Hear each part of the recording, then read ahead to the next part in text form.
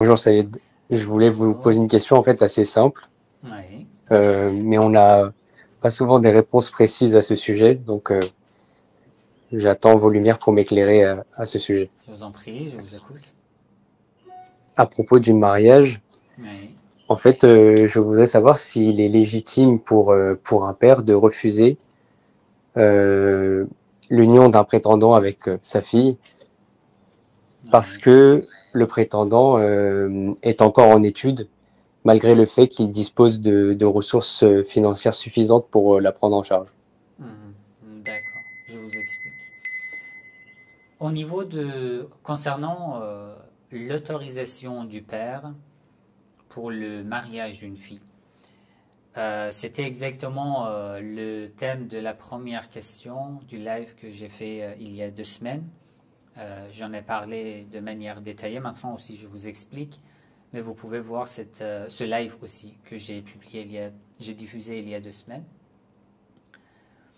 D'après la plupart des savants, en fait, ils catégorisent les cas, les situations. Une fois la fille est vierge, elle n'est pas assez mature, elle n'est pas indépendante financièrement ou en ce qui concerne la vie. Dans ce cas, ils disent que un certain nombre de savants de références religieuses, ils disent que l'autorisation du père est obligatoire. Et le manque de l'autorisation du père cause l'invalidité du mariage. Je reviens sur cette catégorie. Deuxième catégorie, une fille qui est vierge mais qui est indépendante. Elle est déjà mature. Indépendante, ça veut dire mature. Une fille qui, même si elle ne travaille pas actuellement, mais elle est capable de travailler, de gérer sa vie. Elle est déjà assez mature. Pour une telle fille, les savants disent que, d'après par exemple Saïd Khamenei, Saïd Sistani, avoir l'autorisation du père est obligatoire par une précaution obligatoire. Ça veut dire quoi? Ça veut dire que lorsque un marja dit une précaution obligatoire, cela veut dire qu'il n'a pas eu une preuve à 100% rassurante, donc il ne donne pas une fatwa. Qu'est-ce qu'il fait? Il dit, du fait que je ne peux pas donner une fatwa ici, si vous pouvez me suivre, afin de ne pas tomber dans l'erreur, je vous conseille d'être prudent, de faire une précaution obligatoire, d'éviter à faire un mariage sans l'autorisation. Mais dans ce sujet, vous pouvez suivre un autre marja qui a un avis différent. Ça, c'est l'avis de ces deux marjas. Il y a des marjas, comme je me rappelle Sayyid Sadiq al-Rouhani, qui est décédé il y a juste, si je ne me trompe pas, 200, 300. Lui, il croyait que, il a donné une fatwa que l'autorisation du père n'est pas obligatoire, ni pour le moment où la fille est mature, ni pour le moment où elle n'est pas mature. Le père ne peut pas interdire le mariage. Ça aussi pour cette catégorie. Donc, si une fille est assez mature et qu'elle suit par exemple Saïd Khamenei ou Saïd Sistani, dans cette situation, d'après ces deux marjas, d'après une précaution obligatoire, il faut avoir l'autorisation du père. Mais elle peut suivre l'avis d'un autre marja qui autorise le mariage sans avoir l'autorisation du père. Si elle voit que son père, son excuse, sa justification n'est pas valable. Ici, il y a une situation, on peut dire, particulière. Le moment où la fille a besoin de l'autorisation de son père ou elle veut au moins respecter l'avis de son père. Son père n'autorise pas, mais son excuse n'est pas valable. C'était exactement le cas dont nous avons parlé dans le live précédent. Une sœur m'avait écrit, bon, l'excuse de mon père n'est que le raciste, parce que l'homme qui m'a demandé en mariage n'a pas la même origine que nous.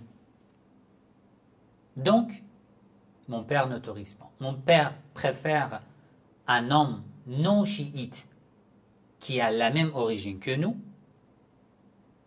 que avoir un homme chiite d'une autre origine.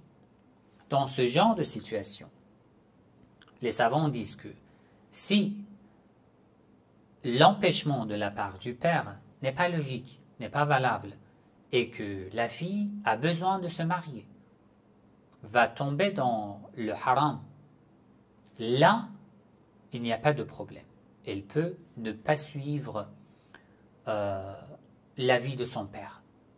Mais j'ai quand même donné des conseils qu'il faut faire beaucoup d'efforts, de consulter soit des experts, d'avoir des séances avec des experts, des conseillers, pour essayer d'attirer l'accord de son père. Au moins, bon, finalement, c'est notre famille.